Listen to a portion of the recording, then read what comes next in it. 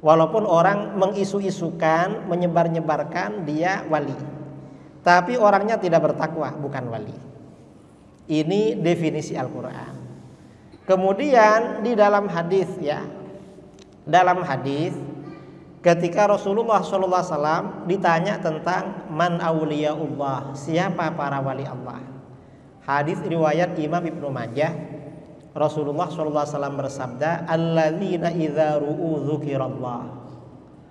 Para kekasih Allah itu adalah orang-orang apabila mereka dilihat, maka yang melihat itu akan ingat kepada Allah.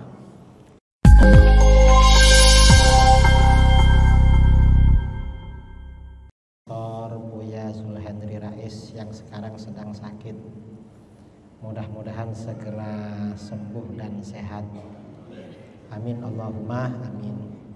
Juga saudara Imam Ustadz Amin Yono dan imam-imam yang lain yang saya hormati, para jamaah kaum muslimin dan muslimat yang hadir pada malam ini maupun yang ada di tempat lain yang menonton live pada malam ini, live streaming ya, yang juga saya hormati. Alhamdulillah, bersyukur kepada Allah Subhanahu wa taala untuk pertama kalinya pada tahun ini setelah hari raya saya bisa bersilaturahmi dan mengisi kajian di Masjid Raya An-Nur. Kajian malam ini membawa tema konsep kewalian menurut Ahlus Sunnah wal Jamaah. Mengapa kita ini perlu mengetahui konsep kewalian? Karena kewalian ini termasuk ajaran Islam yang diterangkan di dalam Al-Quran. Ala inna awliya Allahi la khawfun alaihim walahum yahzanun. Ingatlah, sesungguhnya para wali Allah, para kekasih Allah, tidak ada rasa takut pada mereka dan mereka tidak pula bersedih. Artinya para wali, orang-orang yang menjadi kekasih Allah itu memang benar-benar ada karena Al-Quran yang menerangkan. Kemudian siapa sebenarnya para wali, apa yang dinamakan wali itu? Ini yang perlu kita tahu dan kita fahami. Dan di dalam hadis-hadis Rasulullah SAW juga menjelaskan para wali. Nah, karena para wali ini di hati umat Islam, khususnya Ahlus Sunnah wal Jamaah, memiliki posisi yang sangat luhur, posisi yang sangat tinggi. Karena derajat mereka, posisi mereka di bawah para nabi. Para wali ini umat Islam yang paling tinggi derajatnya di bawah para nabi. Maka bagaimana kita harus tahu definisi para wali. Wali itu artinya apa? Tanda-tandanya bagaimana? Agar kita tahu. Yang kedua, kita juga perlu tahu konsep kewalian menurut Islam, Ahlus Sunnah wal Jamaah. Mengapa? Karena bukan hanya sekarang, sejak dulu ada orang-orang yang tidak wali ngaku-ngaku wali. Nah, apakah wali itu bisa ngaku-ngaku begitu? Bahkan kabarnya ada lembaga yang membuka pendaftaran para wali dan ada pelantikannya, katanya ada begitu. Entah di mana itu, tapi di Riau nggak ada ya, di daerah lain. Nah, benarkah wali seperti itu? Wali seperti itu. Nah, wali ini kalau secara definisi para wali itu ada di dalam Al-Quran, ada di dalam hadis. Dalam ayat tadi disebutkan, ala inna awliya Allahi la khawfun alaihim walahum yahzanun. Ingatlah, sesungguhnya para wali Allah, para kekasih Allah, tidak ada rasa takut bagi mereka dan mereka pun tidak bersedih. Nah, para kekasih, para wali Allah ini siapa? Ayat berikutnya menjelaskan, alladzina amanu wa kanu yattaqun. Para kekasih Allah itu adalah orang-orang yang beriman. Artinya imannya benar-benar kuat, bukan hanya sekedar beriman, tetapi keimanan menjadi karakter, menjadi keyakinan yang kokoh dalam hati mereka. Wa kanu yattaqun, dan mereka selalu bertakwa kepada Allah, selalu bertakwa. Jadi kewalian ini definisinya, kriterianya dua. Pertama beriman, yang kedua bertakwa. Ketakwaan itu menjadi watak yang tertanam pada mereka, karakter yang tertanam. Karenanya di sini menggunakan redaksi wa kanu yattaqun. Mereka senantiasa bertakwa kepada Allah. Bertakwa itu apa? Bertakwa biasanya khatib Jumat kita di mana-mana mengatakan bertakwa adalah menjalankan semua perintah Allah, menjauhi larangan-larangannya. Artinya definisi Qur'ani tentang waliullah, ciri khas utama itu beriman dan bertakwa. Kalau tidak beriman atau imannya abal-abal, imannya lemah, bukan wali itu. Lalu bertakwa, karena keimanan yang kuat ini akan membawa seseorang menjadi orang yang bertakwa. Dan orangnya benar-benar bertakwa. Kalau tidak bertakwa bukan wali. Walaupun orang bilang dia bertakwa, walaupun orang mengisu-isukan, menyebar-nyebarkan dia wali, tapi orangnya tidak bertakwa, bukan wali. Ini definisi Al-Quran. Kemudian di dalam hadis ya, dalam hadis ketika Rasulullah SAW ditanya tentang man auliyaullah, siapa para wali Allah. Hadis riwayat Imam Ibnu Majah, Rasulullah SAW bersabda, alladzina idza ru'u dzukirallah. Para kekasih Allah itu adalah orang-orang apabila mereka dilihat, maka yang melihat itu akan ingat kepada Allah.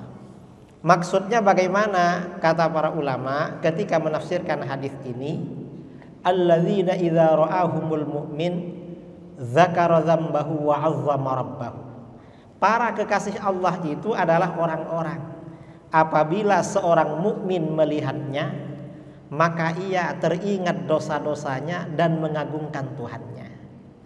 Para wali ini, orang itu kalau berjumpa hatinya takut, langsung ingat. Karenanya ulama-ulama dulu ya, ulama-ulama dulu yang waliullah, kalau ada orang ziarah ke rumahnya, gak segera keluar, takut itu. Aduh, mungkin saya banyak dosa ini, kiai gak keluar-keluar. Itu orang dulu, kiai dulu. Sekarang enggak. Kalau gak keluar mungkin masih tidur, atau mungkin sekarang masih sibuk teleponan, main HP. Ini sekarang. Kalau dulu ya kiai-kiai dulu orang ziarah itu takut. Kalau gak keluar itu mungkin banyak dosa. Kenapa kiai gak segera keluar? Gak keluar aja sudah takut. Itu ciri-ciri tanda-tandanya wali seperti itu, di antara tanda-tandanya yang disebutkan di dalam hadis tadi. Nah, konsep tentang waliullah ini disebutkan oleh para ulama di dalam kitab-kitab tasawuf. Salah satunya kitab tasawuf yang paling populer ya, kitab tasawuf termasuk kitab hadis adalah kitab Hilyatul Auliya wa Tabaqatul Asfiya, karangan Al-Imam Al-Hafiz Abu Nu'aim Al-Asfihani. Dalam kitab Hilyatul Auliya ini kitab tasawuf, tebalnya 10 jilid. Dalam kitab ini beliau menguraikan tentang nama-nama para ulama sufi, para aulia ya, para aulia sejak masa sahabat sampai masa beliau, serta kalam-kalam hikmah mereka disebutkan, kisah-kisah mereka disebutkan semua. Dan di bagian depan di dalam kitab Hilyatul Auliya yang tebalnya 10 juz, jilid pertama pada halaman 6, Imam Abu Nu'aim menjelaskan begini, karena ini konsep kewalian menurut Ahlus Sunnah, maka harus ada datanya. Saya punya kitab Hilyatul Auliya 10 jilid. Nah, di dalam kitab ini juz 1 halaman 5, beliau mengatakan, wa'lam anna li awliyaillahi ta'ala nu'utan zahiratan wa a'laman syahiratan. Para wali Allah itu punya sifat-sifat yang jelas, punya ciri khas yang jelas, dan tanda-tanda yang terang, tanda-tanda yang populer. Apa diantaranya? Yang qadu limuwalatihim al-uqala was-salihun wa yaghbituhum bimanzilatihim asy-syuhada wan nabiyun. Para wali Allah ini ciri khas yang pertama, tanda-tanda mereka yang pertama, punya karisma. Punya karisma di kalangan orang-orang soleh dan kalangan orang-orang yang berakal. Artinya orang-orang soleh dan orang-orang berakal tunduk pada beliau. Itu para wali. Para wali seperti itu. Orang punya karisma itu banyak. Cuma kadang yang tunduk pada dia kan bukan orang soleh. Bukan orang soleh. Misalnya artis tuh punya karisma. Kalau dia datang ke alun-alun kan ramai yang datang. Walaupun punya karisma, karena yang datang bukan orang-orang soleh, bukan wali itu namanya. Walaupun kalau mati banyak berkunjung, bukan. Kadang-kadang ya ada yang menganggap pokoknya ramai itu wali, bukan. Karenanya di sini dikatakan yang qadu limuwalatihim al-uqala was-salihun. Jadi orang-orang yang berakal dan orang-orang soleh tunduk memihak pada mereka. Tunduk untuk mencintai mereka. Itu orang-orang yang berakal dan orang-orang soleh. Itu ketika di dunia. Dan ini betul memang. Para wali Allah, orang-orang yang terkenal wali, orang-orang soleh dan orang-orang alim tunduk biasanya dan segan. Orang yang hanya alim ilmu zahir ya, ilmu syariat, berjumpa dengan para wali itu segan. Segan dan tunduk. Itu para wali. Jadi orang-orang soleh, bukan orang biasa yang sering datang, bukan orang biasa. Kalau cuma orang sering datang, dokter didatangi orang, dukun didatangi orang juga. Tapi bukan wali.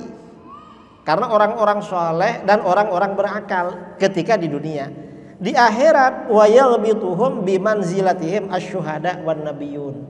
Dan derajat mereka di akhirat nanti diinginkan oleh orang-orang yang mati syahid dan para nabi. Mengapa? Derajat mereka kok tinggi, istimewa di hadapan Allah di akhirat. Dasarnya mana para wali seperti ini? Dalam kitab ini Imam Abu Nuaim menyampaikan hadis ya dengan sanadnya. Rasulullah SAW bersabda, "Inna min ibadillahi la unasan ma hum bi anbiya wala syuhada yaghbituhum al anbiya wasyuhada yaumal qiyamah bi makanihim min Allah azza wajalla." Sesungguhnya di antara hamba-hamba Allah ada orang-orang, mereka bukan para nabi dan bukan syuhada, tapi derajat mereka di sisi Allah diinginkan menjadi iri, menjadi keinginan para nabi dan orang-orang mati syahid, para syuhada di hari kiamat. Seorang laki-laki bertanya, "Manhum wa ma a'maluhum?" Mereka siapa hai Rasulullah? Dan apa perbuatan mereka hai Rasulullah? La'allana nuhibbuhum, barangkali kami mencintai mereka. Qala Rasulullah sallallahu alaihi wasallam bersabda, "Qaumun yatahabbuna bi rauhillah azza wajal min ghairi arhamin bainahum wala amwalin yata'atunahu bainahum." Mereka adalah kaum yang saling mencintai karena Allah. Mereka saling mencintai karena Allah tanpa ada hubungan kerabat. Gak ada hubungan kerabat tapi saling mencintai karena Allah. Dan tidak ada urusan bisnis, urusan ekonomi. Gak ada kepentingan bisnis, gak ada hubungan kekerabatan, tapi saling mencintai. Wallah inna wujuhahum lanurun wa innahum la'ala manabir min nur wala yakhafuna idza khafan nas wala yahzanuna idza hazanan nas. Demi Allah, wajah-wajah mereka itu cahaya. Mereka ada di atas mimbar-mimbar dari cahaya. Mereka tidak merasa takut ketika orang-orang merasa takut pada hari kiamat nanti.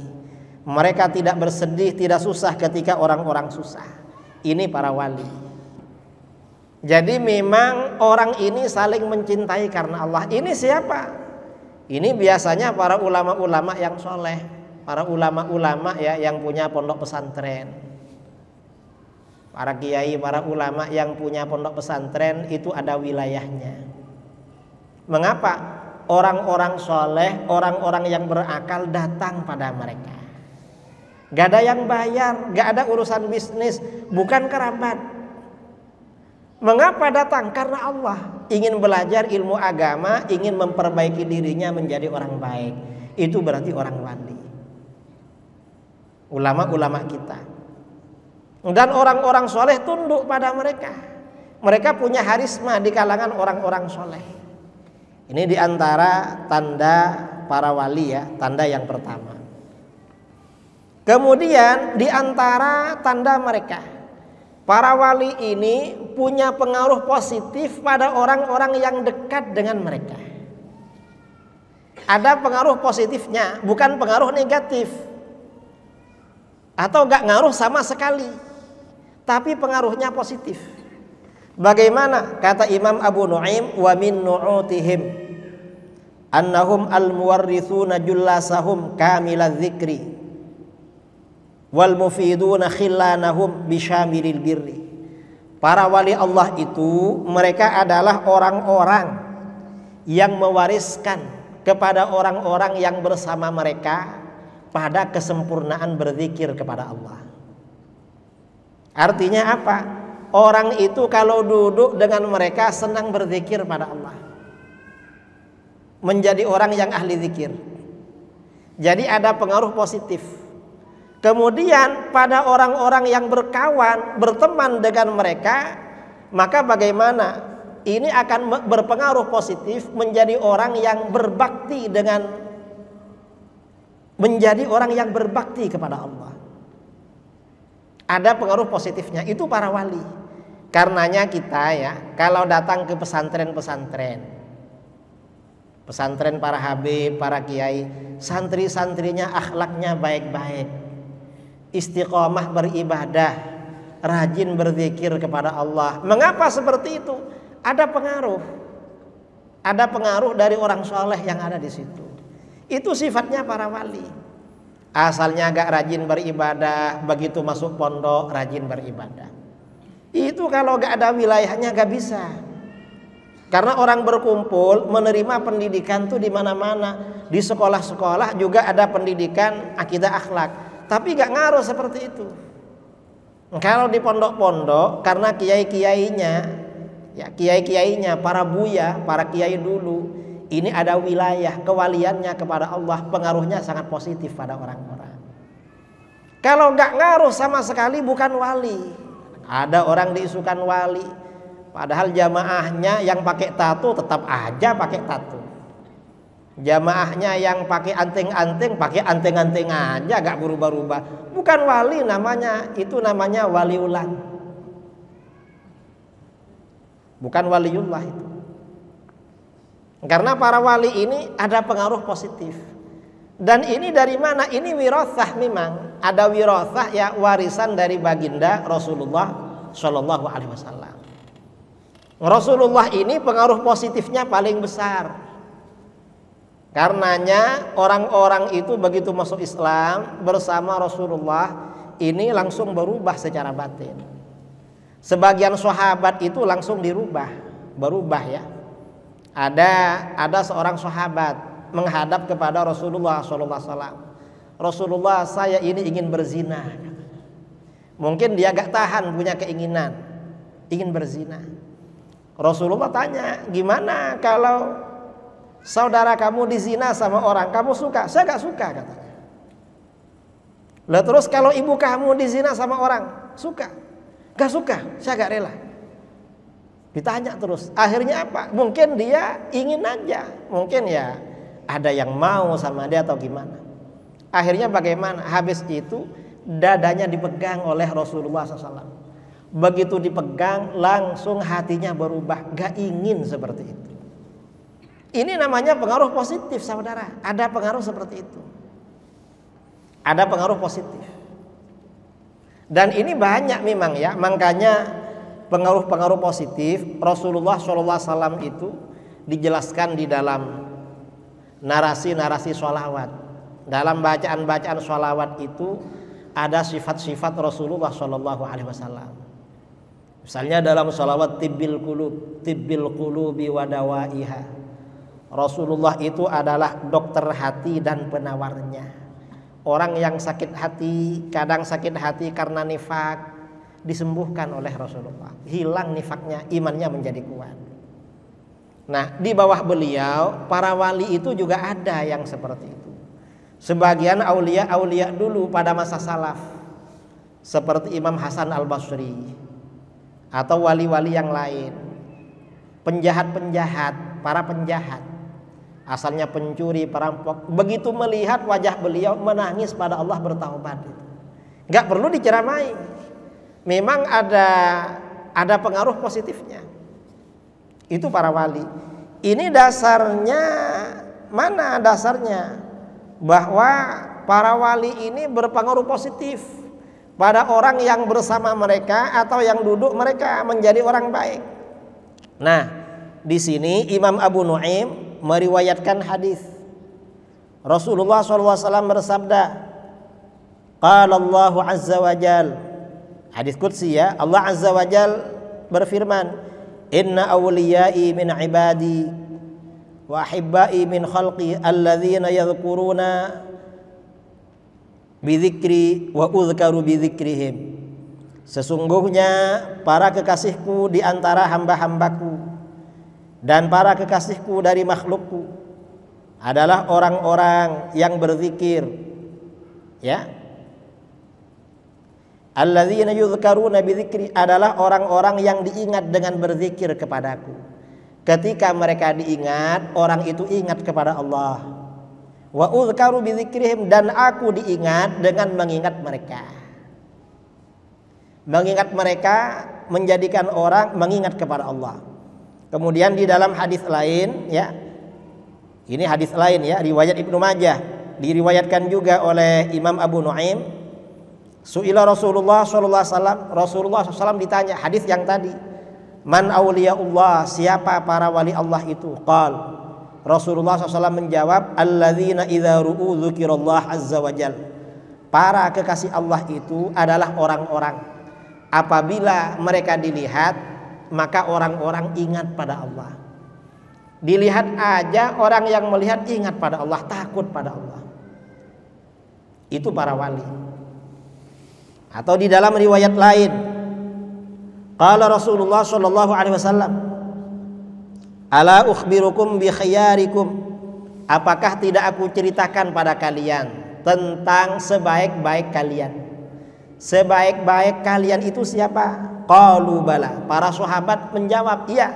Qala Rasulullah SAW bersabda, alladzina idza ru'u dzukirallahu azza wa jalla, sebaik-baik kalian adalah mereka apabila dilihat maka Allah diingat.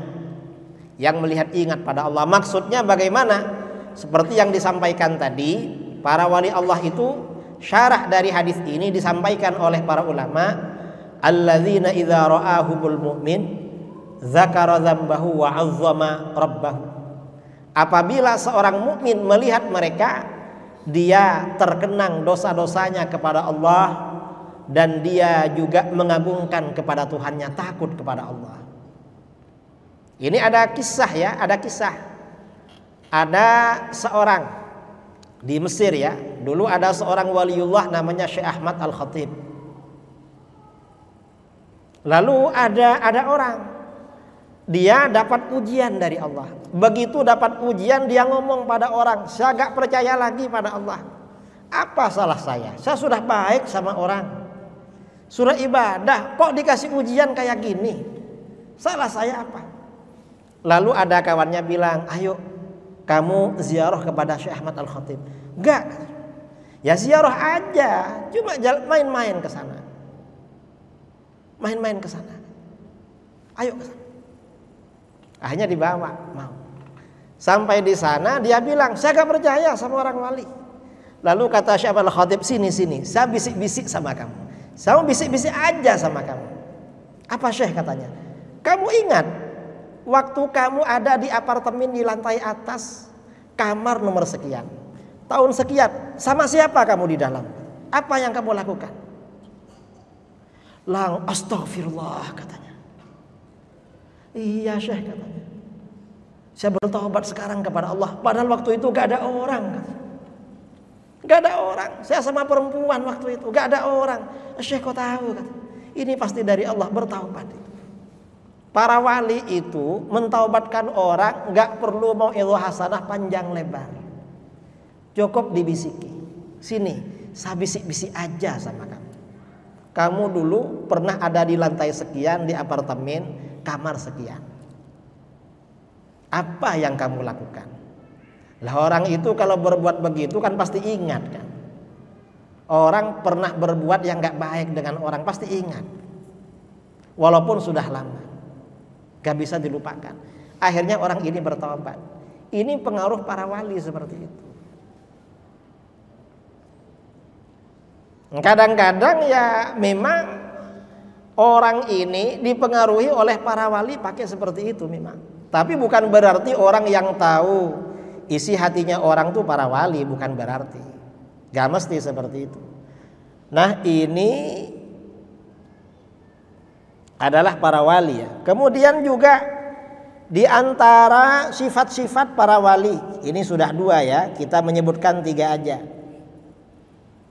Annahum al-muslimuna minal fitan, al-muquna minal mihan. Para wali ini al-musallamuna minal fitan, al-muquna minal mihan. Orang-orang yang diselamatkan oleh Allah dari fitnah dalam agama. Dan dilindungi oleh Allah dari ujian yang menyangkut agama. Ini para wali. Artinya ya selamat dari ujian itu. Dari ujian-ujian yang merusak terhadap agama. Ketika orang-orang lain terkena fitnah, ikut-ikutan fitnah, dia selamat. Yang seperti ini biasanya para wali, gak ikut-ikutan. Karenanya fitnah ya, fitnah-fitnah akhir zaman ini hati-hati. Fitnah akhir zaman ini banyak sekali. Ya termasuk fitnah aliran sesat, fitnah politik. Kita jangan ikut-ikutan.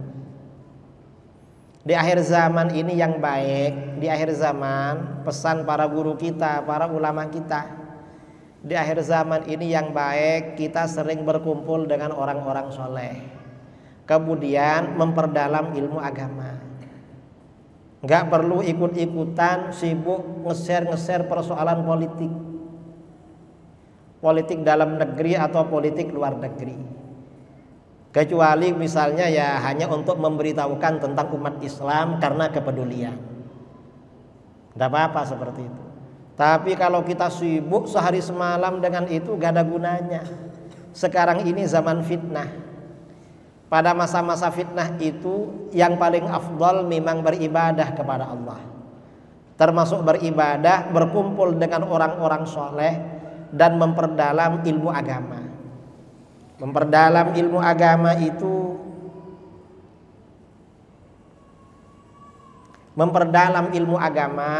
itu, termasuk ibadah.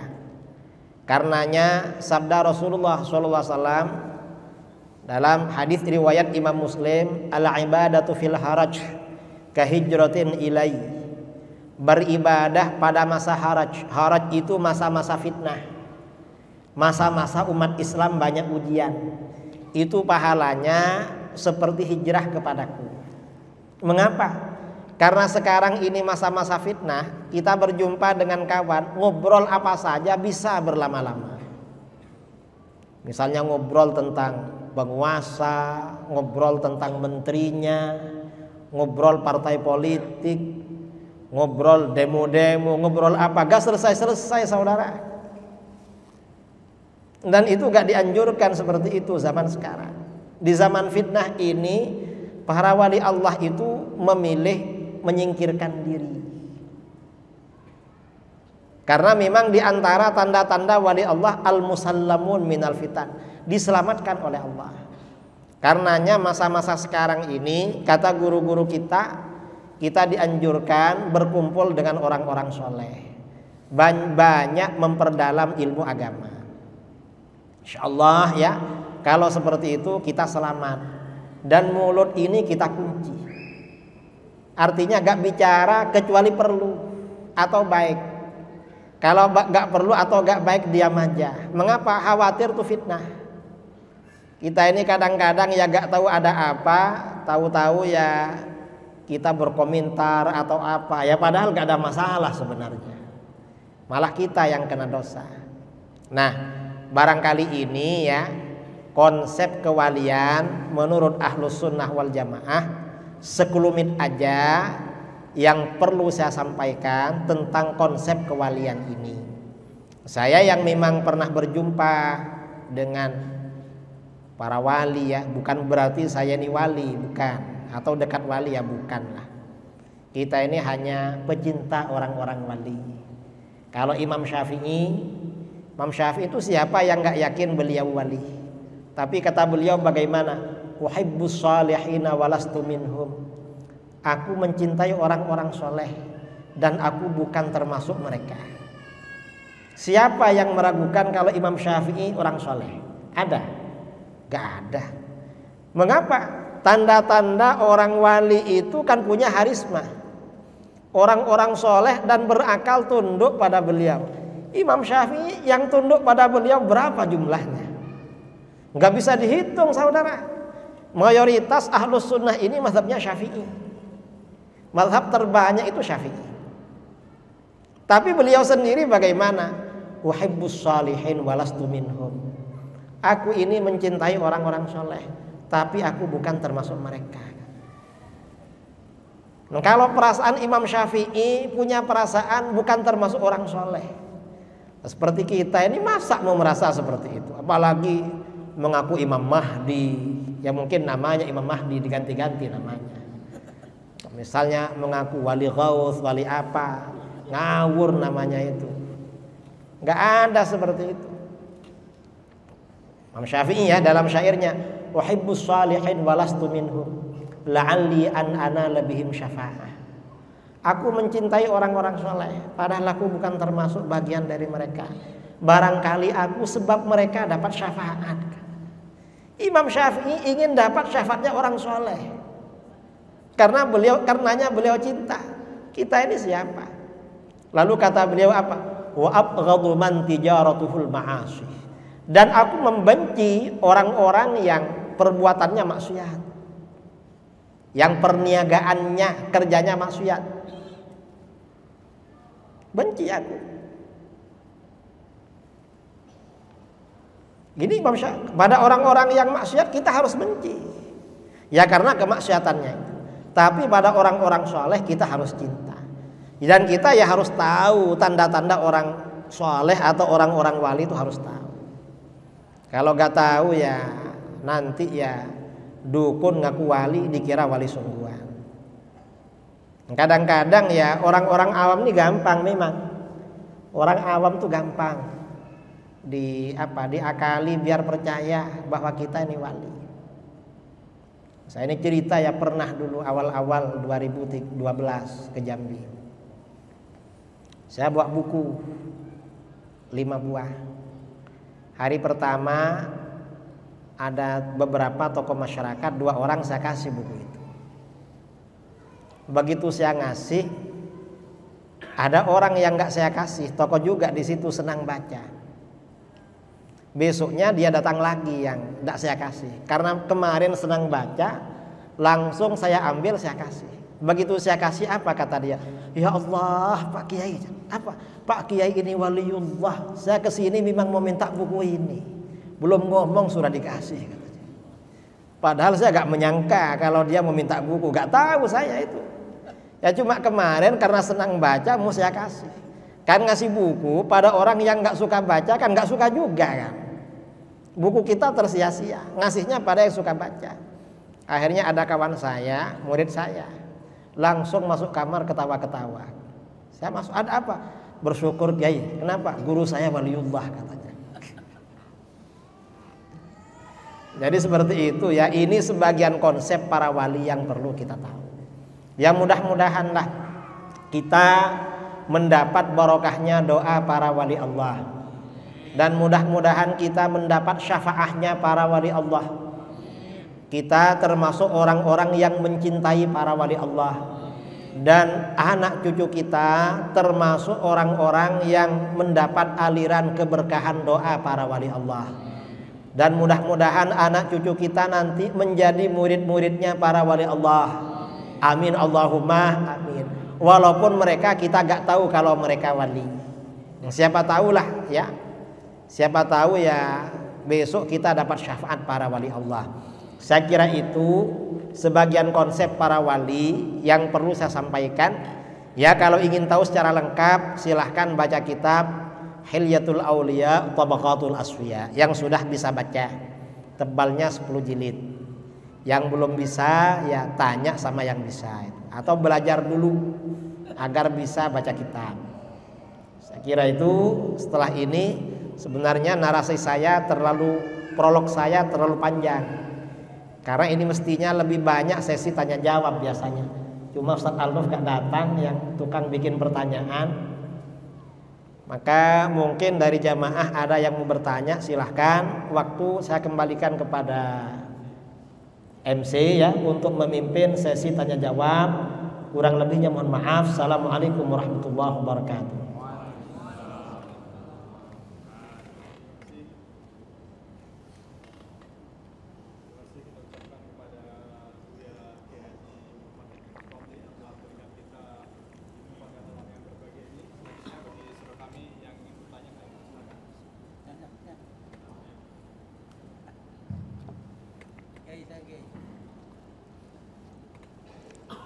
Assalamualaikum warahmatullahi wabarakatuh.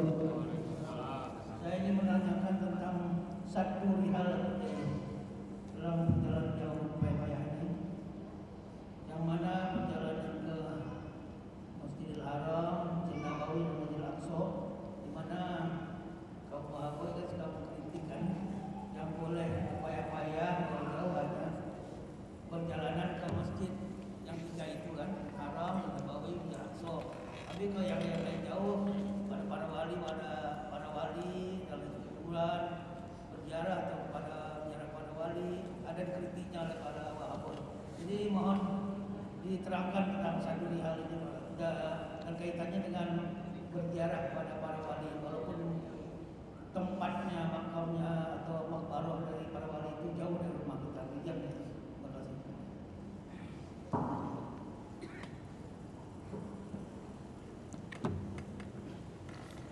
Terima kasih ya.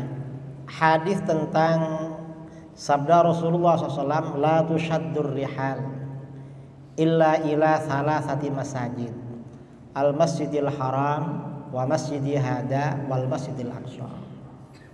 Tidak boleh dilakukan perjalanan kecuali kepada Masjidil Haram, 3 masjid. Itu maksudnya ini khusus masjid. Artinya kalau orang di sebelahnya, di dekatnya ada masjid, itu gak perlu datang ke tempat lain untuk ke masjid. Cukup masjid sebelahnya itu dimakmurkan.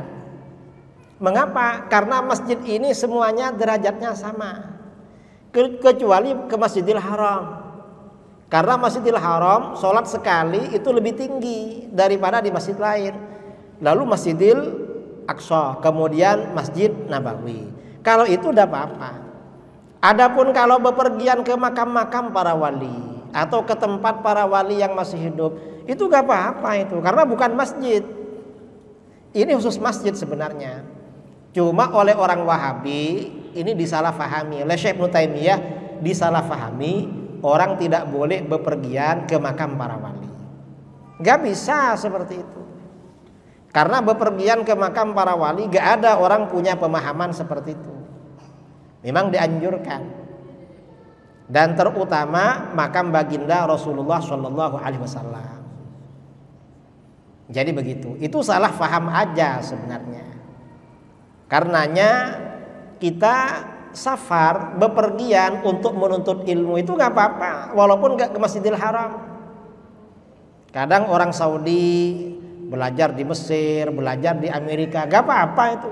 Padahal kan tidak ke Masjidil Haram kan, sama-sama safar. Yang dimaksud dilarang bepergian kalau hanya untuk ke masjid, cukup masjid yang sekitarnya dimakmurkan. Karena semua masjid derajatnya sama. Maksudnya seperti itu. Jadi ada salah faham di kalangan Wahabi. Ada lagi.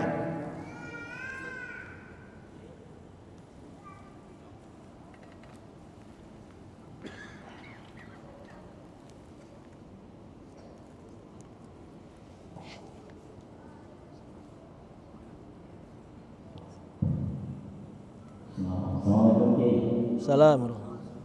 Dalam kitab Fa'il Mukhtar ini ada satu bahasa ketika tasawuf ya, Fa'il Mukhtar ada satu bahasa misalnya itu tentang melihat Rasulullah, satu ro'atil malam, satu lagi yaqodotan. Mohon penjelasannya ini tentang yaqodotan ini. Juga biasanya para wali biasanya kalau ragu terhadap hadis sahih atau tidak, mereka biasanya yang berdoa Rasul. Mohon penjelasannya. Terima kasih ya. Yang pertama tentang melihat Rasulullah SAW di dalam mimpi. Itu bisa terjadi kepada orang soleh maupun orang yang tidak soleh. Karena semata-mata mendapat ma'unah atau anugerah dari Allah. Gak harus soleh kalau itu. Kadang orang soleh, kadang tidak soleh. Kemudian ada melihat secara yaqzah. Kalau melihat secara yaqzah itu terjadi juga, dan itu biasanya para tokoh atau pembesar orang soleh. Kalau orang biasa-biasa enggak kalau seperti itu. Itu kalau melihat secara yaqzah. Kalau ada orang ngaku melihat Rasulullah secara yaqzah, dilihat aja dia orangnya jujur apa enggak. Kalau dia banyak bohongnya, ya berarti sama aja dengan yang lain. Kan riwayatnya tidak sahih berarti. Riwayat kalau melalui para perawi yang pembohong, kan hadisnya tidak diterima, minimal dhaif itu. Dan bisa dhaif jiddan itu. Kalau orangnya memang ngawur, kita gak bicara seseorang ya. Kita gak perlu bicara seseorang, kita bicara konsep lah. Konsep ini menurut aswaja ahlus sunnah bagaimana? Kalau masalah seseorang ya, kalau Anda punya musuh silahkan nilai sendiri. Kita tidak ikut-ikut. Jamaah masjid di sini gak ikut-ikut. Kalau ada orang ngaku, ya itu kan barang mungkin. Kalau secara akli itu kan termasuk mungkin. Mungkin iya, mungkin enggak. Tapi orangnya integritasnya bagus apa enggak? Ya kalau integritasnya tidak bagus, ya siapa saja boleh mengaku. Tapi kita akan meragukan. Artinya apa? Riwayatnya dhaif itu. Enggak dipercaya, itu aja. Ada lagi? Penanya yang ketiga.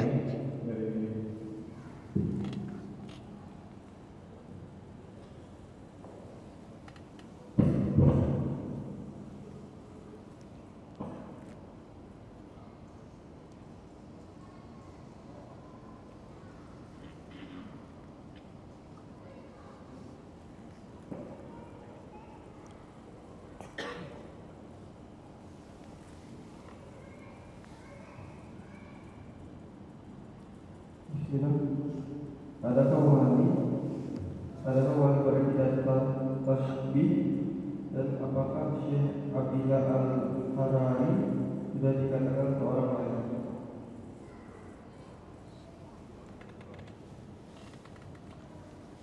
Masalah Syekh Abdullah Al-Harari yang merupakan gurunya kelompok Ahbash. Di kalangan Ahlus Sunnah ini ada satu kelompok di Lebanon dan cabangnya ada di Indonesia. Mungkin sebagian muridnya sering ke Pekanbaru, ke Riau. Itu Ahbash. Muridnya Syekh Abdullah Al-Harari. Apakah Syekh Abdullah Al-Harari itu wali? Ya kalau beliau memang orang yang beriman dan bertakwa seperti itu dan tanda-tandanya ada ya wali. Kalau memang seperti itu. Kita kan orang Indonesia agak pernah jumpa dengan beliau. Mungkin yang berjumpa dengan beliau yang lebih tahu. Dan biasanya kalau para aulia yang dulu diterangkan di dalam kitab-kitab. Misalnya dalam kitab Hilyatul Aulia itu nama-nama para wali disebutkan. Atau misalnya di kitab yang mutaakhir Ibnul Mulaqin menulis kitab berjudul Tabaqatul Aulia. Nah, yang untuk zaman sekarang ini kan belum ada kitab yang menulis biografi para wali. Kalau saya bukan makomnya menilai wali apa enggak. Bukan makomnya kalau saya. Ya cuma ya beliau apa wali apa enggak tinggal tanya. Coba kita punya kenalan para wali. Tapi kita kan enggak kenal kan. Ya mungkin ya karena para wali di akhir zaman ini tersembunyi saudara, agak seperti dulu. Zaman semakin akhir semakin tersembunyi. Ini hanya cerita aja ya. Saya mau cerita. Tahun 2004 saya ikut muktamar NU di Boyolali, Solo di Jawa Tengah. Waktu itu ada kecelakaan pesawat Lion. Pesawat Lion dari Jakarta ke Solo mendarat, terus begitu landing itu mau terbang lagi gak bisa, akhirnya nabrak daerah agak gundukan tanah. Ada kiai yang meninggal waktu itu. Akhirnya di sela-sela muktamar itu saya bersama beberapa kawan. Kalau gak salah ada 4 orang, 5 orang bersama supir. Mau sowan ke salah satu, ke saudaranya Habib Anis di Solo, Habib Ali. Di perjalanan orang-orang nih bilang ini Habib Ali ini orangnya kasyaf. Kasyaf itu kan termasuk tandanya waliullah kan. Kasyaf. Di perjalanan pada waktu itu karena habis kecelakaan pesawat ada orang bilang, kawan kami yang berempat ini bilang sama sopir, "Pir, hati-hati. Sekarang ini banyak musibah." Habis itu karena kami berempat ini gak punya wudhu, kalau ada masjid berhenti mau wudhu. Di perjalanan gak kelihatan masjid sampai rumah beliau. Akhirnya gak jadi berwudhu. Begitu sampai di tempat Habib Ali ini, beliau langsung cerita orang gak punya wudhu. Apa kata beliau? Saya lupa namanya. Dulu itu ada Habib ini mau ziarah ke Habib satunya yang terkenal wali. Karena gak punya wudhu singgah ke masjid. Sampai di masjid gak ada airnya. Gak ada airnya terus aja ziarah ke Habib. Dia kepikiran gimana gak punya wudhu ini mau ziarah ke waliullah. Sampai di depan pintu kata Habib, "Sini, kamu gak apa-apa gak punya wudhu. Yang penting hatinya baik." Memang di masjid sana airnya gak ada, karena airnya saya tarik ke sini, ini airnya. Kamu wudhu di sini aja, kata. Saya mikir-mikir, ini yang omongan tadi itu diceritakan sama Habib. Habis itu langsung ngasih amalan. Kamu kalau pergi naik mobil, naik pesawat, naik apa, jangan takut kecelakaan. Yang penting kamu baca basmalah, Bismillahirrahmanirrahim 50 kali. Selamat kamu. Yang kedua, ini yang diomongkan tadi ini. Habis itu dihidangkan makanan oleh beliau. Saya habis itu sebelumnya kurang enak badan. Begitu mau makan, saya kepikiran, kira-kira ini kontras apa enggak dengan saya gak enak badan, nanti sakit lagi. Begitu pikiran begitu, kata Ustaz, ente makan, setelah ini sehat, gak sakit lagi katanya. Karena disuruh makan ya makan yang banyak. Alhamdulillah sehat habis itu. Kita ini kalau disuruh makan kan rajin memang.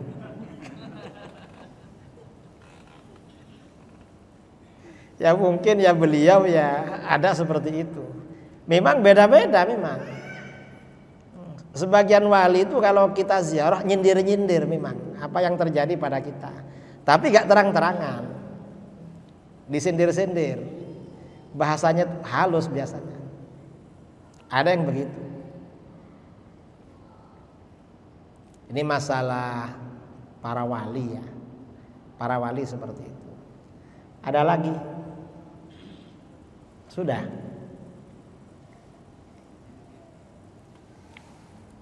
Adam. Sebentar. Apakah yang dimaksud dengan Kamu suruh orang tanya tanda-tanda Imam Mahdi. Ya. apakah yang dimaksud dengan wali Muhammadiyah? Apa? Apakah yang dimaksud dengan wali Muhammadiyah? Ada thariqah di dalam tasawuf itu namanya thariqah malamatiyah. Malamah itu artinya dicela. Maksudnya dicela bagaimana? Maksudnya dicela ini bukan melakukan perbuatan yang tercela. Bukan. Di kalangan ulama sufi, orang itu kalau ikut tasawuf kan rajin beribadah. Orang ini rajin, cuma kebaikannya disembunyikan sehingga kelihatannya bukan orang yang istimewa. Itu malamatiyah namanya. Bukan orang menutupi kebaikannya lalu main biliar, kemudian main main game ya. Kemudian masuk ke tempat karaoke, lalu pakai tato, pakai anteng-anteng. Bukan itu namanya, bukan thariqah malamatiyah itu. Orang malamati ini biasanya menyembunyikan kebaikannya. Dia ingin orang lain tahu kalau dia dekat dengan Allah. Inginnya biasa-biasa. Kalau ada yang tahu orang seperti ini biasanya minta mati kepada Allah. Ini ada kisah ya, riwayat. Suatu ketika di mana ya? Imam Malik bin Dinar. Malik bin Dinar. Di daerah itu istisqa, salat istisqa. Karena lama gak turun hujan. Sudah sholat istisqa gak hujan-hujan. Suatu ketika Imam Malik bin Dinar ada di dalam masjid. Masjid malam-malam gelap. Tiba-tiba ada orang kulit hitam masuk ke situ. Setelah dia tolah-tolah gak ada orang berdoa pada Allah. Ya Allah, kasihan orang-orang gak turun hujan. Turunkan ya Allah, kasihan. Kasihan umatnya Rasulullah butuh air sekarang. Begitu orang ini berdoa langsung hujan lebat. Yang istisqa ramai-ramai gak diterima. Ini Imam Malik bin Dinar terkejut, siapa orang ini? Akhirnya dikuntit dari belakang, diikuti. Gak taunya dia masuk ke rumahnya juragan saudagar budak. Dikasih tanda oleh beliau, oh ini tempatnya. Berarti dia ini budak kulit hitam. Besoknya beliau datang ke juragan itu. Apa? Saya mau beli budaknya. Akhirnya diperlihatkan ini. Enggak, bukan ini. Enggak. Enggak ada yang cocok. Loh, ini budak-budak rajin kerja ini, kuat-kuat. Enggak, bukan ini yang mau saya beli. Mungkin ada yang lain. Enggak ada, ini aja yang bisa dijual. Enggak. Akhirnya beliau ke belakang. Lah itu, ada yang kulit hitam yang malam-malam itu sembunyi di belakang. Itu katanya, itu nakal, enggak rajin kerja, kerjanya nangis terus tiap hari itu. Kalau itu enggak usah beli, ambil aja katanya. Suruh bawa. Yang semalam jumpa. Akhirnya ditanya, guru, kenapa guru membeli saya? Saya ini nakal. Gak suka kerja. Gak, saya suka sama kamu. Mengapa suka sama saya? Saya jumpa kamu tadi malam di masjid. Orang berdoa lalu turun hujan. Lah guru tahu saya? Iya. Langsung, ya Allah, saya ingin mati. Langsung meninggal. Gak ingin dikenal orang. Jadi orang malamatiyah ini ibadahnya aja disembunyikan. Apalagi makomnya. Ya, kalau ada orang ngaku-ngaku imam masjid, imam musola, imam apa ya sekarang? Mahdi lah, imam apa? Bukan malamatiyah namanya itu. Mati namanya itu. Malah mati itu namanya, hatinya mati. Itu thariqah malamatiyah seperti itu. Memang apa? Menyembunyikan kebaikannya, apalagi mengakui. Kalau mengakui ya tambah parah, itu bukan malamatiyah. Itu namanya kontradiksi, nggak sesuai. Ada lagi?